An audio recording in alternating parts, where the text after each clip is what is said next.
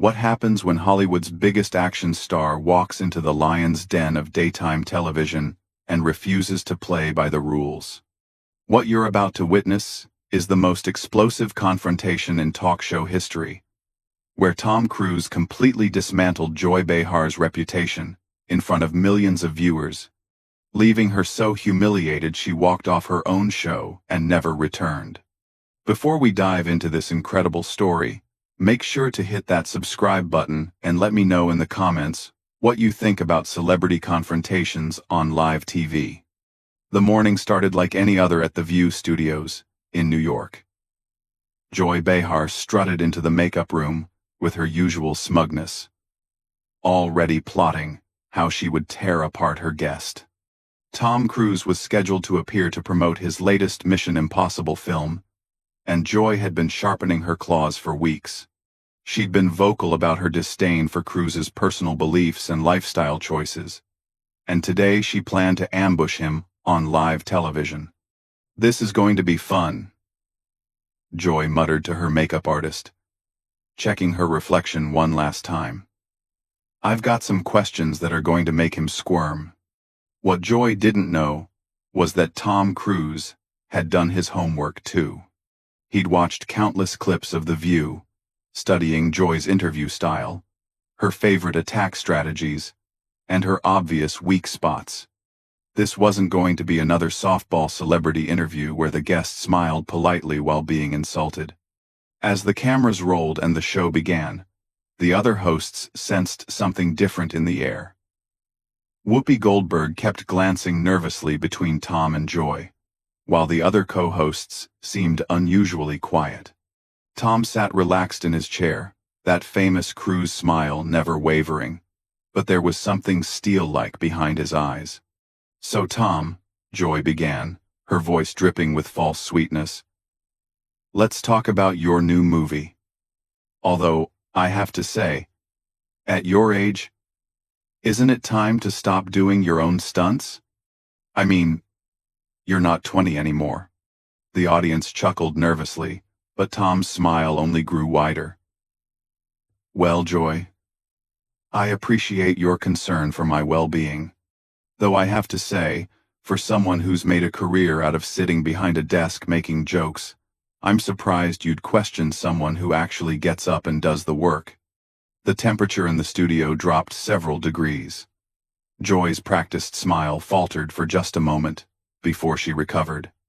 "Oh, that's rich coming from someone who jumps on couches," she shot back, referencing the infamous Oprah incident.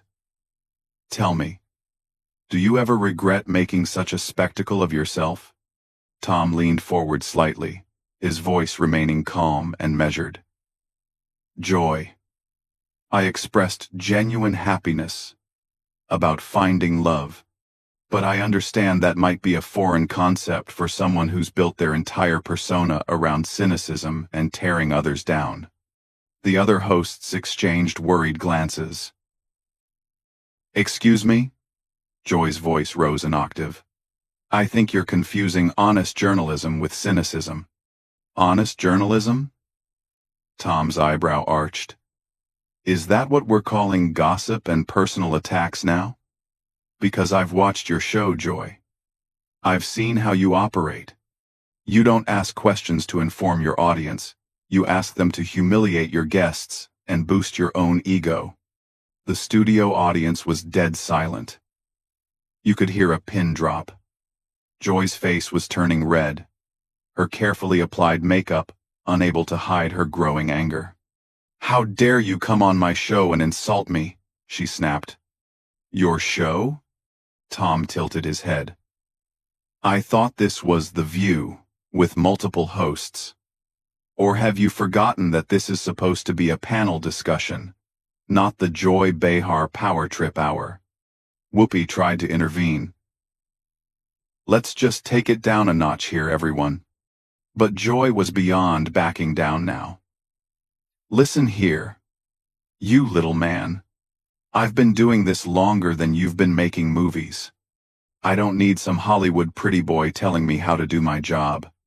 Tom's smile never wavered, but his voice carried a dangerous edge. "Little man? That's interesting coming from someone whose biggest accomplishment is making other people uncomfortable on daytime TV. And Joy, I've been making movies since before you figured out how to turn bitterness into a paycheck. The audience gasped audibly. Joy's mouth opened and closed like a fish out of water.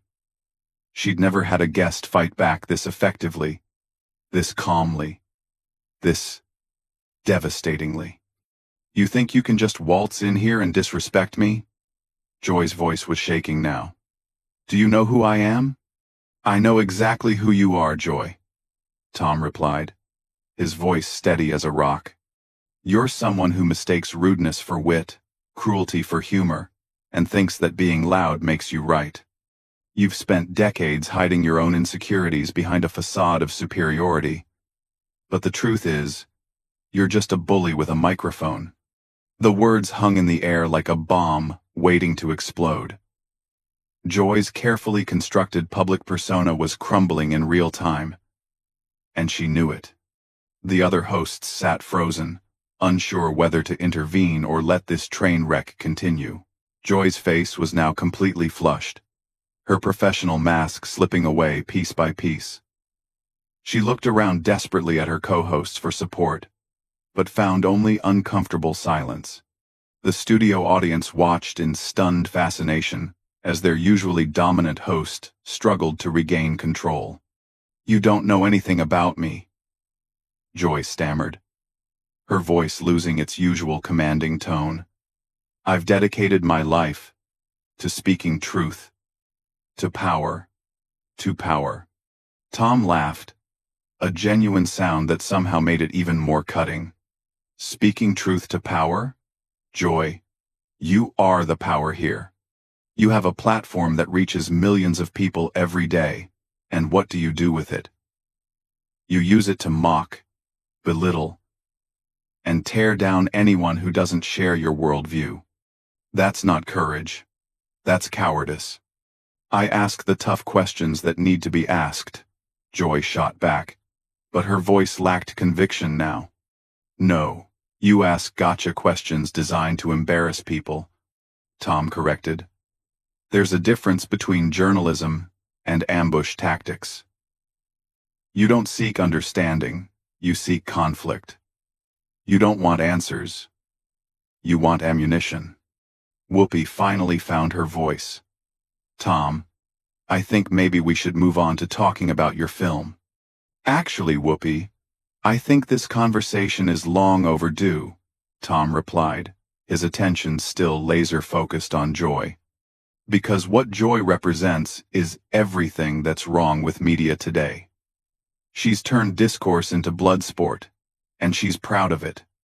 Joy's hands were trembling now, either from rage or humiliation, possibly both. You sanctimonious little weasel. You think because you've made some action movies, you can lecture me about media? I think because I'm a human being who's watched you destroy people on television for sport, I have every right to call you out, Tom replied calmly. And the fact that you just called me a weasel proves my point perfectly. When you can't win an argument with facts or logic, you resort to name-calling. It's pathetic. The other hosts were now visibly squirming in their seats. This wasn't just an interview gone wrong. This was a complete demolition of Joy's credibility happening in real time. You want to talk about facts? Joy's voice cracked slightly. Let's talk about your bizarre personal life, your string of failed marriages, your weird religious beliefs. Tom's expression didn't change, but something dangerous flickered behind his eyes. My personal life is my business, Joy. But since you brought it up, let's examine yours. You've been married multiple times too, but somehow that's different when it's you, right? And as for religion, I've never used this platform to mock anyone's faith the way you do on a regular basis. I don't mock people's faith, I question dangerous ideologies, Joy protested weakly. You mock everything you don't understand, Tom countered. You've made a career out of intellectual laziness, substituting ridicule for research, contempt for curiosity. You don't question dangerous ideologies. You create them by promoting divisiveness and hatred. Joy was breathing heavily now, her chest rising and falling rapidly. She looked like a cornered animal, desperate and dangerous. "I'm repeating your words," Tom said simply. "The difference is, without your echo chamber of applause and agreement, they sound as hollow as they actually are." The camera operator was getting shots of the audience, many of whom had their mouths hanging open. This was unlike anything they'd ever witnessed on daytime television. "You know what?" Joy suddenly stood up, her chair scraping against the floor. "I don't have to sit here and take this abuse from some washed-up actor who thinks he's Tom Cruise but acts like a petulant child." Tom remained seated, completely composed. "Washed up?" "Joy. My last film made over $700 million worldwide. What was the last thing you created that brought joy to anyone? And I find it ironic that you're calling me petulant when you're literally throwing a tantrum right now." "This is my show," Joy screamed, all pretense of professionalism gone. "You're a guest here." "Actually," Tom said quietly, his calm making her hysteria even more pronounced, "this is The View. It belongs to all the hosts, the producers, the network, and, ultimately, the viewers. You seem to have confused being one of several hosts with being a dictator." Joy turned to her co-hosts desperately. "Are you going to let him talk to me this way?" The silence was deafening. Even Whoopi, usually quick to support her colleagues, seemed unable to find words. The truth was, everything Tom was saying resonated because it was accurate, and they all knew it. "The fact that you think disagreeing with you equals disrespecting you tells us everything we need to know about your character," Tom continued. "You've surrounded yourself with people who either agree with you or are too intimidated to challenge you. But I'm not intimidated by you, Joy. I'm just disappointed." "Disappointed?" Joy's voice was barely above a whisper now. "Yes." Tom nodded. "You had a platform, a voice, an opportunity to make a real difference. Instead, you chose to become everything that's wrong with public discourse. You chose division over unity, mockery over understanding, ego over empathy. You had the chance to lift people up, and instead, you've spent years tearing them down." Joy looked around the studio one more time, seeing the faces of the crew, the audience, her co-hosts. For the first time in years, she was seeing herself reflected in their eyes, and she didn't like what she saw. The moment of self-reflection lasted only seconds before Joy's face hardened again. But now there was something different in her expression. The arrogance was gone, replaced by something rawer, more desperate. She was a wounded animal backed into a corner, and everyone in the studio could feel the danger in the air. "You think you're so perfect," Joy said, her voice low and venomous. "Sitting there in your expensive suit, judging me. But I know who you really are. I know about the control, the manipulation, the way you treat people who work for you." Tom's smile finally faded, but his voice remained steady. "Joy, now you're just making things up. And frankly, it's sad. You're so desperate to hurt me that you're willing to spread lies on live television. Is this really who you want to be?" "I'm not making anything up," Joy insisted, but her voice wavered. "I have sources." "Sources," Tom repeated flatly. "The same sources that fuel all your attacks? Anonymous whispers and gossip? Joy, you just proved my point about your journalistic standards. Real journalists verify their information. You just throw mud and hope something sticks." The other hosts were now looking actively uncomfortable. Sunny Hostin was staring at her hands, while Sarah Haynes kept glancing toward the exits, as if planning an escape route. "You want to talk about sources?" Joy's voice was getting shrill again. "Let's talk about how you've silenced people who've tried to speak out against you." Tom leaned back in his chair, completely relaxed. "Joy, you're spiraling. Everyone watching can see it. You came into this interview planning to ambush me, but you didn't expect me to fight back.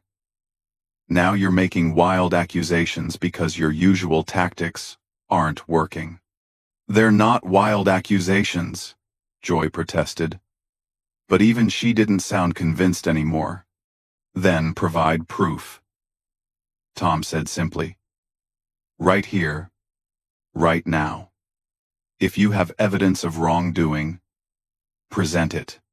Otherwise, you're just proving that you're exactly what I said you are, a bully who attacks people without justification."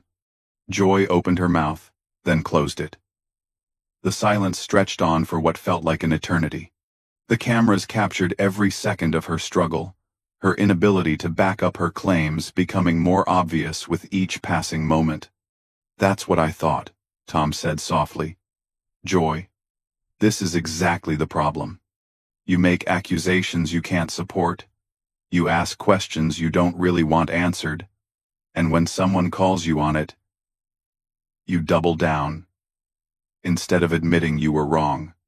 "I am never wrong," Joy snapped. But the words sounded hollow even to her.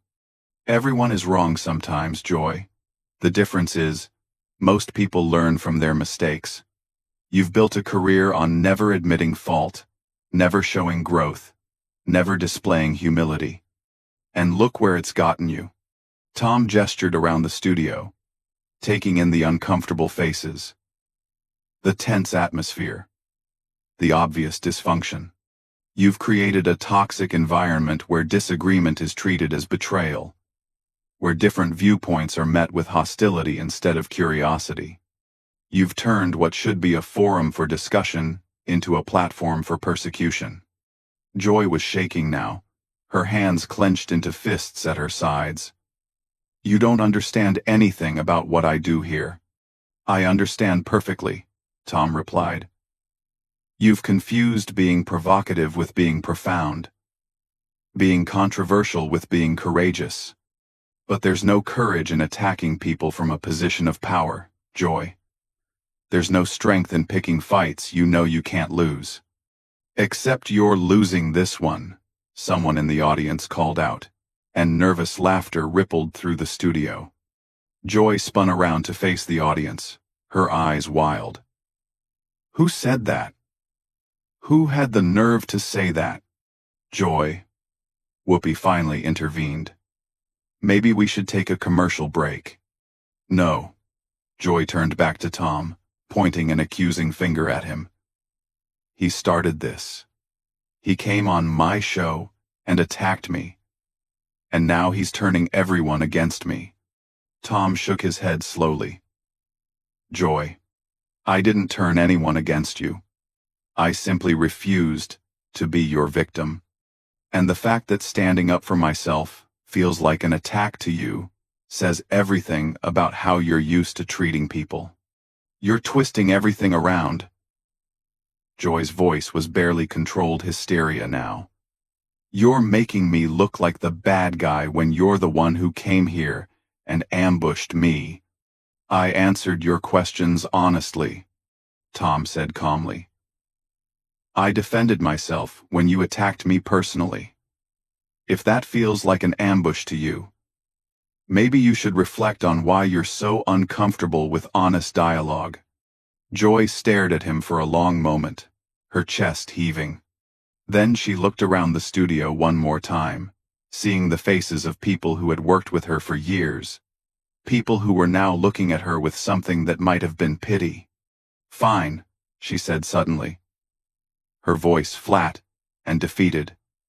"You know what? I'm done. I'm absolutely done with this. She began pulling off her microphone with shaking hands. 30 years in this business, and I have to sit here and be lectured by some Hollywood pretty boy who thinks he knows everything. Joy. Wait. Whoopi stood up, but Joy was already backing away from the table. No, Whoopi. I'm not going to sit here and be humiliated in front of millions of people. Not by him. Not by anyone. Tom remained seated, watching her with what looked like genuine sadness. Joy, no one is trying to humiliate you. But if you can't handle being disagreed with, maybe you shouldn't be in the business of controversial opinions. That was the final straw. Joy threw her microphone down onto the table with a loud crash that echoed through the studio. That's it. I quit. I'm done with this show. I'm done with this network. And I'm done with all of you. She stormed off the set, her high heels clicking loudly on the polished floor. The cameras followed her until she disappeared through the backstage doors, leaving behind a stunned silence that seemed to go on forever. Tom finally broke the quiet. Well, he said, turning to the remaining hosts with a small smile. Should we talk about the movie now? And that, ladies and gentlemen, is how Tom Cruise single-handedly ended Joy Behar's career with nothing but truth, composure, and the courage to stand up to a bully. What did you think of this incredible confrontation? Hit that subscribe button and let me know in the comments. Do you think Joy Behar got what she deserved? Or did Tom Cruise go too far?